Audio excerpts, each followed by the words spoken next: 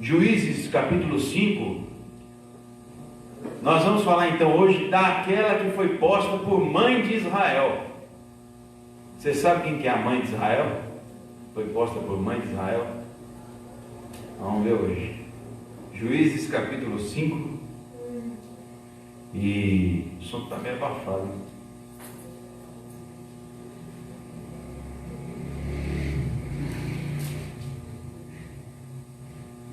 Eu queria que os irmãos isso. Eu queria que os irmãos deixassem aberto no capítulo 5 a Bíblia. E eu vou ler apenas alguns versículos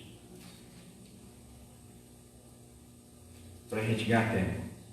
E cantou Débora e Baraque, filho de Abinoão, naquele mesmo dia, dizendo: porquanto os chefes se puseram à frente de Israel, porquanto o povo se ofereceu voluntariamente, louvai ao Senhor. Amém. Graças a Deus. Quem estiver aqui pode sentar. Você na sua casa, deixa a Bíblia aberta, quem estiver nos acompanhando. Juízes capítulo 5. Meus irmãos, rapidamente, hoje eu gostaria de falar para os irmãos, tá bom? Eu gostaria de falar para os irmãos acerca desta mulher chamada Débora, que foi posta aqui por mãe de Israel. E nós vemos no capítulo 4, versículo 4, que primeiro esta mulher, ela era profetisa e mulher de um homem chamado Lapidote, e ela julgava Israel naquele tempo. Foi a primeira vez que nós vemos na Bíblia uma mulher que ocupava uma posição de juíza,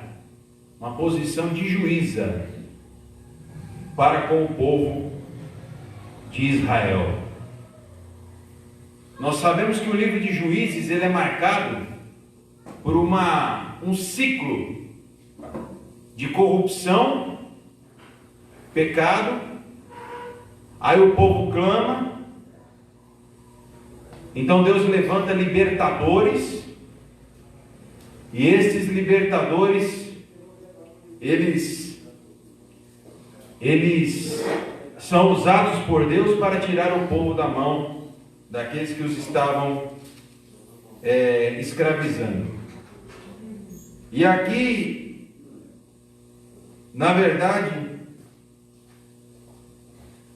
o povo estava sendo oprimido pelos cananeus.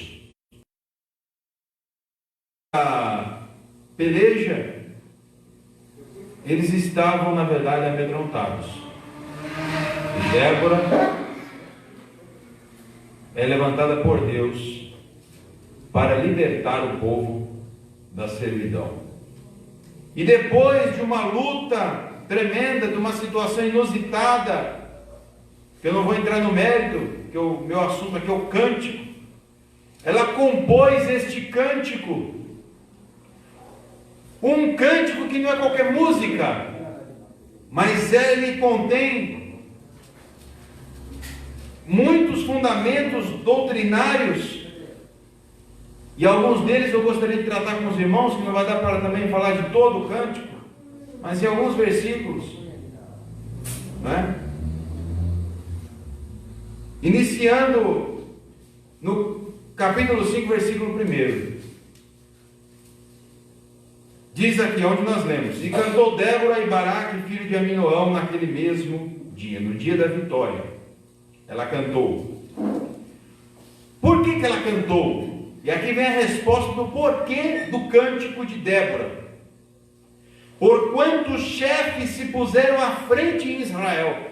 Veja que ela não canta, por mais que ela que havia liderado e foi fundamental na vitória dessa guerra, ela não se coloca à frente.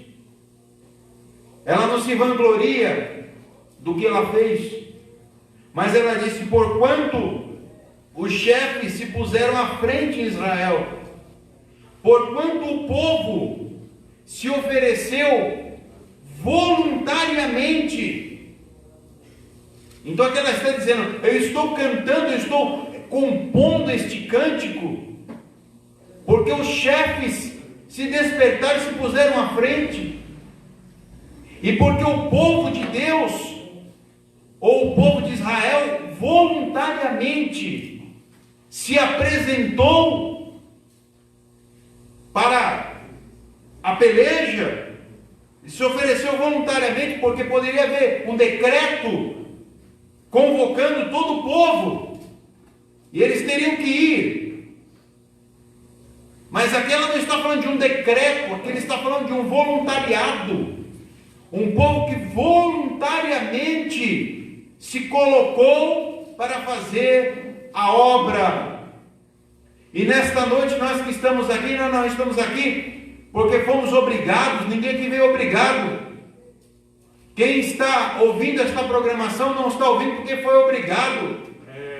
Quem serve ao Senhor, quem é crente, quem é salvo, quem é crente e segue ao Senhor Jesus, ele não segue porque é obrigado, mas porque quando ouviu o chamado do Senhor, ele disse sim, e ele voluntariamente se apresenta diante de Deus.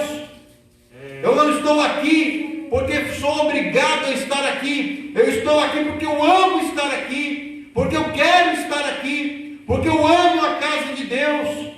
E o salmista chega a dizer: até o pardal encontrou um ninho nos teus átrios, ó Senhor. Eu amo fazer a obra de Deus. Ela diz: por isso estou cantando, porque o povo se ofereceu. Só que ela termina o versículo 2 com uma doutrina fundamental para aqueles que querem cantar, para aqueles que querem louvar, para aqueles que querem fazer hinos. Ela diz: louvai ao Senhor. Por mais que ela reconheça o trabalho daqueles que pelejaram, por mais que ela reconheça o trabalho daqueles que efetuaram alguma coisa, ela termina dizendo: o meu motivo e a minha razão, no final das contas, é louvar ao Senhor. É a razão pela qual eu faço esse cântico. Ontem nós tivemos aqui um culto em que os jovens louvaram ao Senhor. Muito bem, né? Creio que Deus recebeu o louvor dos nossos jovens. Mas isso é importante para quem louva. Não basta louvar bonito, não basta cantar bonito, o cântico não basta ser bem organizado, bem harmonioso, no ritmo certo, no tom correto, no compasso. Ele não basta ter uma letra que mexa com o sentimento de quem está ouvindo. Todo cântico que se faz na presença do Senhor, aqui Débora diz: louvai ao Senhor. Todo cântico deve louvar ao Senhor. Nós vemos às vezes cânticos que enobrecem os homens, né? Nós vemos cânticos às vezes que parecem mais um merchandising político, outros que fortalecem a ideia de vingança, né? Que faz aquela apologia da guerra entre os irmãos. Tem música assim hoje em dia no meio evangélico. Nós vemos hinos às vezes que mexem com o povo, levanta multidões, mas a pergunta é: este cântico louva ao Senhor? Aqui Débora diz: eu compus um cântico porque o povo se ofereceu voluntariamente, porque nós ganhamos a guerra, nós vencemos a peleja. Mas ela termina dizendo: louvai ao Senhor. Não louve a mim, não louve o povo, não louvem os chefes, não louvem os juízes, louvai ao Senhor. Glória a Jesus. E aí, no versículo 3, ela continua dizendo: ouvi, reis, dai ouvidos, príncipes, e eu cantarei ao Senhor, salmodiarei ao Senhor Deus de Israel. Eu cantarei ao Senhor, e não só vou cantar ao Senhor, não vou só fazer um cântico ao Senhor, eu vou compor um salmo. Um salmo é uma oração cantada. Eu salmodiarei ao Senhor, Deus de Israel. E aqui ela começa um relato, irmãos, fenomenal, com uma poesia fenomenal, falando dos momentos bíblicos, desde o início dos tempos até o tempo dela. Ela começa o seu cântico dizendo: ó Senhor. Afinal de contas, ela disse que estava louvando ao Senhor, não a outros. Então ela não pode começar de outra forma, né? Ela começa: ó Senhor, saindo tu de Seir. E aqui vem: caminhando desde o campo de Edom. Edom, numa tradução simples, significa vermelho. Mas no hebraico antigo tem uma variável, e é essa que se aplica aqui, que Edom é a mesma palavra para Adão. Para Adão, é Adão, é a mesma. Para Adão. O que ela está dizendo aqui? O Senhor caminhava pela terra, pelo campo de Edom, isto é, no começo dos tempos, quando Adão estava lá no campo, quando os primeiros homens habitavam a terra, o Senhor caminhava pela terra, e a terra estremeceu.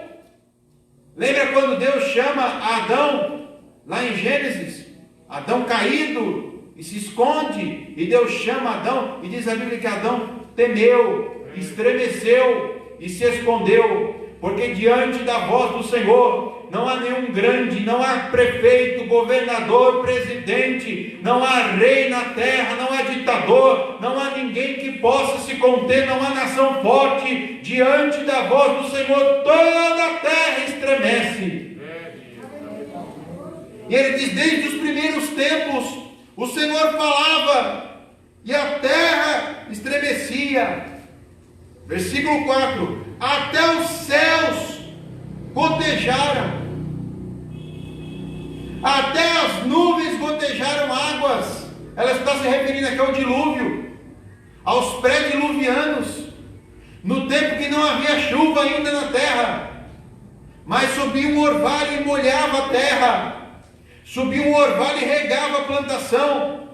Mas Deus disse a Noé: eu vou mandar chuva sobre a terra. E aqui ela diz: até as nuvens. Por que até as nuvens? Ué, da onde vai vir chuva se não for das nuvens?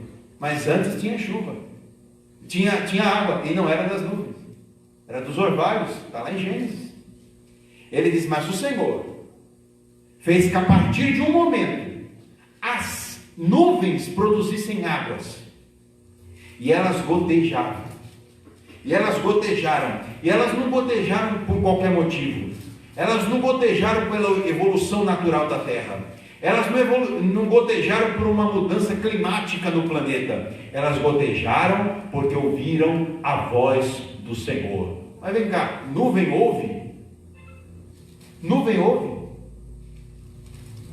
Nuvem é alguma coisa, é um ser que nós chamamos animado ou é inanimado? Mas a voz do Senhor, tudo o que existe ouve a voz do Senhor. Não há nada, nenhum elemento que exista na terra, no céu ou debaixo da terra, que ao ouvir a voz do Senhor, ele não atenda. Até as estrelas, diz Isaías, que ele chama as estrelas todas pelo seu nome, e elas se apresentam diante do Senhor. Ele chama e a estrela diz: eu estou aqui, porque diante do nosso Deus não há estrela, não há astro, não há nenhuma potência celeste, nada se contém diante da voz do Senhor. Ele chama, e aí a terra estremece. Aí ele chama o homem, olha só, e o homem diz não. Aí ele chama o homem se esconde, E aí Deus faz um plano perfeito de salvação para restaurar a comunicação de Deus para com o homem. E aí nós vamos ver. Continua. Versículo 5. Os montes se derretem diante do Senhor, e até o Sinai, diante do Senhor, Deus de Israel. Aqui ele estava lembrando de Moisés lá no Monte Sinai. Aleluia, aleluia. E a Bíblia diz que quando Moisés subiu, não é? Foi falado na escola dominical, alguém deu uma pincelada nesse assunto.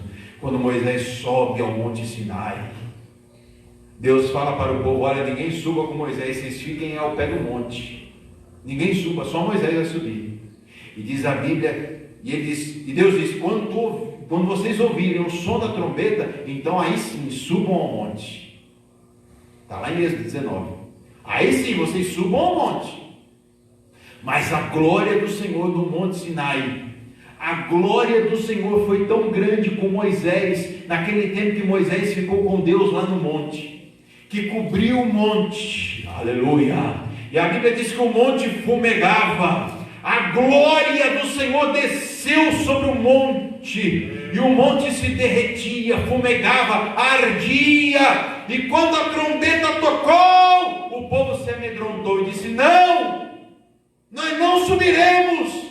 Antes fale Deus com Moisés, e Moisés fale conosco, para que não morramos. E Deus disse: se vocês tivessem subido ao monte, eu gravaria a minha lei no teu coração, e esta lei ficaria gravada no vosso coração, e vocês não iam se esquecer da lei. Mas porquanto vocês não subiram ao monte, então vou escrever a lei em tábuas, e estas leis terão que ser observadas e repetidas e faladas, porque a lei não foi gravada no coração deles. Porque quando o Senhor chamou, o monte estava se derretendo, estava fumegando. O Sinai, o Monte Sinai, ele tremia diante da presença do Senhor. Onde há a presença do Senhor, há temor. Você sente o temor de Deus nesta casa, nesta noite?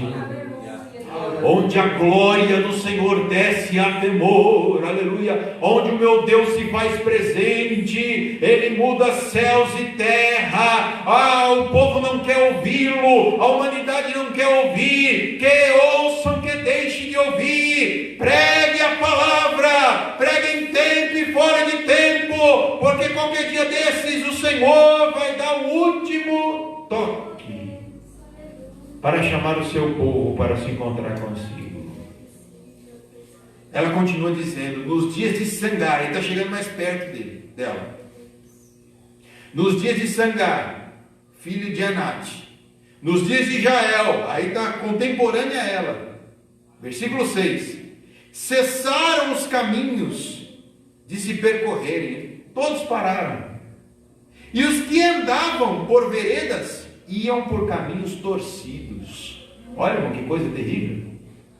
Primeiro que a maior parte parou, e os que estavam andando, andavam de forma errada, por caminhos torcidos, caminhos, como diz lá na terra dos paranaenses, né? Por curvas pecaminosas, que são curvas tortuosas, né? Andavam por caminhos tortuosos. Cessaram as aldeias em Israel. Cessaram. Ela faz questão de repetir 2 vezes. Parou tudo. O povo parou. Parou tudo. Até que eu, Débora, me levantei. Por mãe em Israel me levantei. Ela faz um relato de até que eu, Débora, me levantei. Por mãe em Israel me levantei, porque o povo estava desolado, porque o povo estava sem esperança, porque o povo não sabia que caminho seguir, e até os homens estavam não estavam no seu estado normal, estavam abalados emocionalmente, mas Deus tinha uma reserva espiritual em Israel. E essa reserva se chamava Débora, que era profetisa, mulher de Deus, estava na brecha. E na hora que Deus precisou, na hora que Deus quis usar, aí ela diz: até que eu, Débora, me levantei por mãe em Israel, eu me levantei. E nesse tempo ela diz: se escolhia deuses novos. Logo a guerra estava à porta, estava perto. Via-se por isso escudo ou lança entre 40.000 em Israel. Quer dizer, a guerra estava chegando e você via alguém se preparando para a guerra? Não, não. E aqui ela faz uma declaração. Até aqui ela está falando da situação que ela encontrou até os seus dias. E daqui para frente ela faz uma declaração e dá um conselho. Por que ela falou que ela foi levantada como mãe em Israel? E aqui ela vai dar um conselho de mãe para Israel. Quais são os conselhos? Primeiro ela diz: o meu coração, isto é, a minha alma, o meu desejo, o meu ímpeto aqui é para os legisladores de Israel, que voluntariamente se ofereceram entre o povo. Aí ela dá um conselho: louvai ao Senhor. Se ela vivesse nos nossos dias, nos dias que nós vivemos, ela ia dizer: o meu conselho é para o Congresso Nacional, o meu conselho é para os cientistas, o meu conselho é para os médicos, o meu conselho é para os governadores. Não pense que a ciência vai trazer solução. Antes disso, louvai ao Senhor. Quantos nesta noite que creem que louvando ao Senhor Deus age em seu favor? Louvai ao Senhor. Depois ela diz, versículo 10: vós os que cavalgais sobre jumentas brancas. Isso denota pureza. Está falando para alguém especial, os nobres daquele tempo, como nós que somos tidos por nobres neste tempo. Vós que caminhais sobre jumentas brancas, que vos assentais em juízo, quer dizer, que tem o dever de administrar, ou de julgar o povo, ou de fazer algo em direção ao povo, ou de fazer algo pelas pessoas. Eu digo aqui a você crente, que tem obrigação de nesse momento ter uma palavra para aqueles que estão desolados. Ela está falando isso. Aquele que tem a obrigação de oferecer a justiça. E que andais pelo caminho. Lá em Atos, nós vamos ver que os discípulos de Jesus, vejam, que ela está falando aqui em Juízes, muito antes disso acontecer, mas eles eram chamados daqueles que andavam no caminho. Daqueles que andavam no caminho. Eram chamados assim os discípulos de Jesus na igreja primitiva. Aquela diz: vós que andais pelo caminho, falai disso. Disto que? Louvai ao Senhor. Louvai ao Senhor. Onde se ouve o estrondo dos flecheiros, entre os lugares onde se tiram águas. Aquela estava falando para duas classes de pessoas. Primeiro, onde se ouve o estrondo dos flecheiros, ela estava falando dos quartéis, porque os homens nesse tempo estavam na guerra.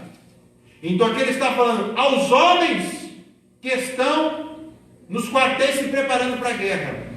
E depois ela fala: e entre os lugares que se tiram água. Quem tirava água nesse tempo eram as mulheres. Lembra de Rebeca?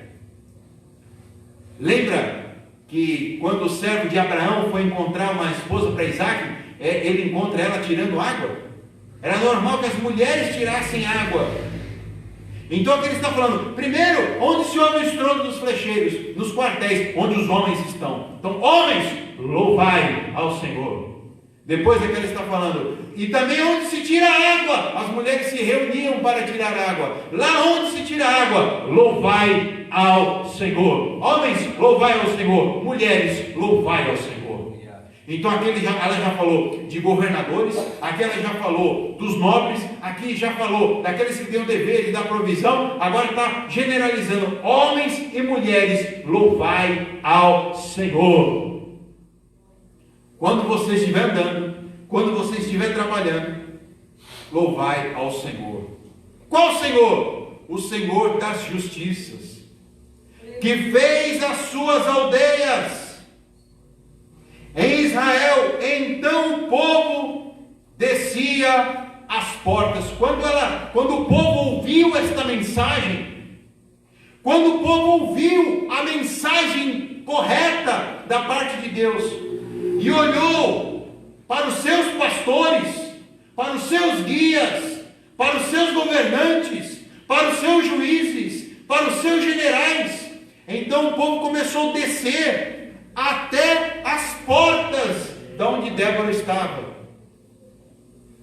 E ali ela faz um relato que o povo é como se alguém que chegasse cedo, né, na casa de alguém: desperta, desperta, Débora, desperta, desperta, entoa um cântico, levanta-te, Baraque, e leva presos os teus prisioneiros, tu filho de Abinoão. Então o Senhor fez dominar sobre os magníficos o povo, ao que ficou de resto, fez-me o Senhor dominar sobre os valentes. Valentes aqui são os inimigos valentes. Ela está dizendo, quando o povo se apresentou diante de Deus, porque com Deus não tem fórmula mágica.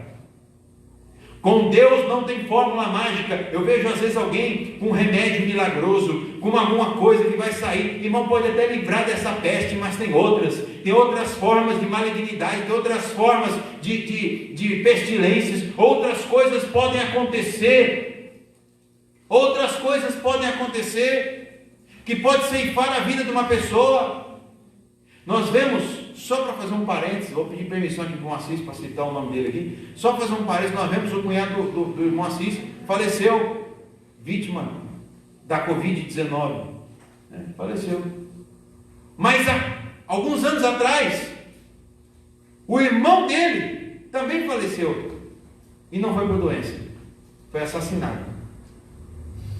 Veja que existe mais de uma forma de uma vida ser ceifada, ou melhor, existem muitas formas de uma vida ser ceifada.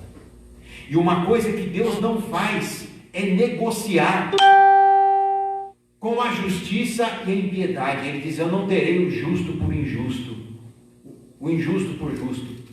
Eu não terei o injusto por inocente. Não pense, os irmãos, que Jesus nos perdoou porque Ele simplesmente esqueceu o pecado que nós havíamos cometido, ou porque nós tínhamos algum merecimento em nós mesmos. Não pense, os irmãos, que Deus não nos condena hoje, porque agora Ele esqueceu do nosso pecado de graça. Não, o nosso pecado, ele foi infligido em Jesus.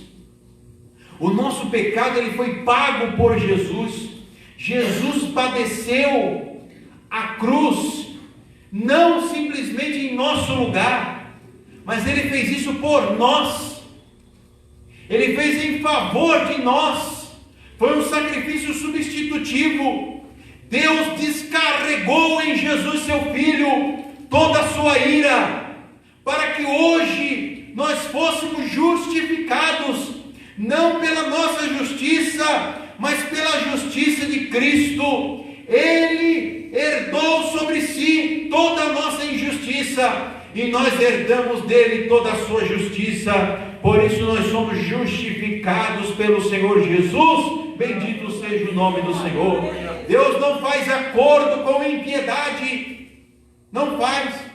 E eu ouvi algo aqui, me permita dizer, eu ouvi algo, e é uma pregação comum, é uma pregação comum de se ouvir, mas esse é um canal fenomenal da gente falar isso aqui, para quem estiver ouvindo e para quem for ouvir depois. Alguém que diz assim: Deus ou aborrece o pecado, mas ele ama o ímpio. Ele ama o homem ímpio, mas ele aborrece o pecado. Não, pastor, não. Deus aborrece o pecado e Deus aborrece o ímpio.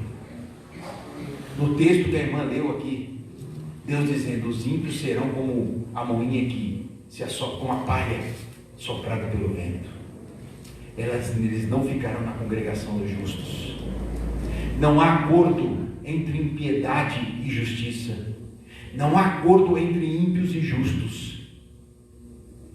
Porque o evangelho, este evangelho cor-de-rosa, este evangelho dos nossos dias pós-modernos, diz o seguinte: aceite a Jesus, entregue sua vida a Ele, depois volte a dar as mãos aos ímpios e vá caminhando. Você não precisa se distanciar de ninguém, você não precisa se livrar de prática nenhuma. Continue na sua impiedade, simplesmente aceite a Jesus. Não. Deus aborrece o ímpio. E aborrece o ímpio. Por que ele aborrece o ímpio? Pelo seu pecado. Mas então, qual é a saída? Então qual é? O que é que nós podemos fazer? Nada. Toda a terra está miseravelmente condenada. Não há nada que se possa fazer. Não há nada que eu ou você possamos fazer, você ou eu, possamos fazer para amenizar a ira de Deus do nosso pecado. Nada. Mas Jesus, que não teve pecado, Jesus, que é Deus, se fez homem e se fez pecado, não pecador, ele se fez pecado em nosso lugar. Ele foi amaldiçoado em nosso lugar. E o castigo, diz Isaías, o castigo que nos traz a paz. Que paz é essa? É a paz com Deus. Não é a paz de Deus simplesmente. Porque a paz de Deus, todos aqueles que se aproximam de Deus sentem ela automaticamente. Pode ser o mais virulento pecador. Quando ele se chega perto de Deus, ele sente paz. Eu costumo dizer que até aqueles homens malignos da história humana, que estão agora sofrendo nas regiões infernais, quando se apresentarem diante de Deus para serem julgados, eles vão sentir uma momentânea paz, porque eles vão sair do lugar de tormento e vão se apresentar diante de Deus. Diante de Deus, a paz. Aleluia, glória a Deus. Mas como será terrível para ele quando ouvirem: malditos, tua parte está no lago de fogo e de enxofre. Então eles vão ver que todo o castigo que eles tiveram até aquele momento não era nada perto do que terão por toda a eternidade sem Deus. Agora, esta palavra não é para ninguém sair triste, sabe por quê? Porque se Deus, neste ponto, Ele é justo, através da justiça de Cristo, Ele é justo e poderoso para guardar o depósito daqueles que Ele salvou, para nos guardar da corrupção do mal, para nos dar certeza de salvação. Ele é a âncora da nossa salvação. E nós estamos aqui esta noite, enquanto eu estou falando, aí dentro de você, o Espírito Santo, ele testifica que você é salvo, que você é salva. Aí dentro de você, o Espírito Santo testifica que esta impiedade não fala mais de você, mas você está entre aqueles que são justos agora. Justos não porque começaram a praticar justiça por qualquer outro motivo, mas justos porque a justiça de Cristo nos alcançou e nos justificou, e agora nós temos paz com Deus. Débora foi usada por Deus como uma mãe para Israel. E hoje, quem é mãe desse mundo? Quem é a mãe desse mundo? Não vai me dizer que é Maria. Quem é a mãe deste mundo, meus irmãos? A Bíblia não é um texto bíblico, mas nós podemos citar. Não é nenhuma heresia. Agostinho de Hipona dizia, Santo Agostinho, dizia que a igreja é a mãe de todo cristão. Ninguém pode ter Deus por pai se não tiver a igreja por sua mãe. A igreja do Senhor Jesus é onde nós nos reunimos para buscar alimento, onde nós nos reunimos para nos robustecer, onde nós nos reunimos para nos edificar. A igreja de Cristo na terra é levantada por mãe neste dia, aleluia, para dizer aos homens pecadores: se convertam, para dizer aos justos: permaneçam, para dizer ao que está caído: se levante, para dizer ao que está fraco: o Senhor é forte, para dizer a você que está prostrado nesta noite: o Senhor te levanta do leito, Ele te levanta e te faz caminhar novamente.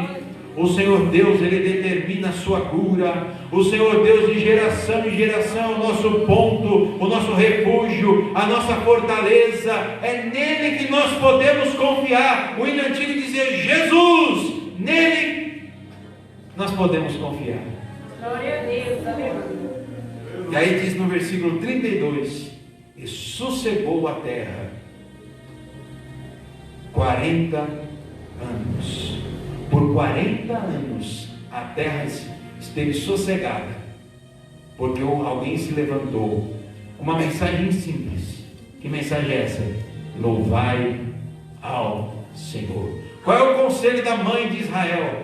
Louvai ao Senhor. Qual é o conselho da igreja a este mundo? Louvai ao Senhor. Quando nós chamamos as pessoas para ir ao culto, vamos ao culto para quê? Para louvar ao Senhor. Porque Deus vai resolver teu problema, porque Deus vai te dar isso, vai te dar aquilo, vai te curar. Não. Vamos ao culto. Para quê? Louvar ao Senhor. Aleluia. Que Deus abençoe a igreja em nome de Jesus nessa noite. Deus abençoe o povo de Deus. Amém. Aleluia. Aleluia. Meus irmãos, nós sábado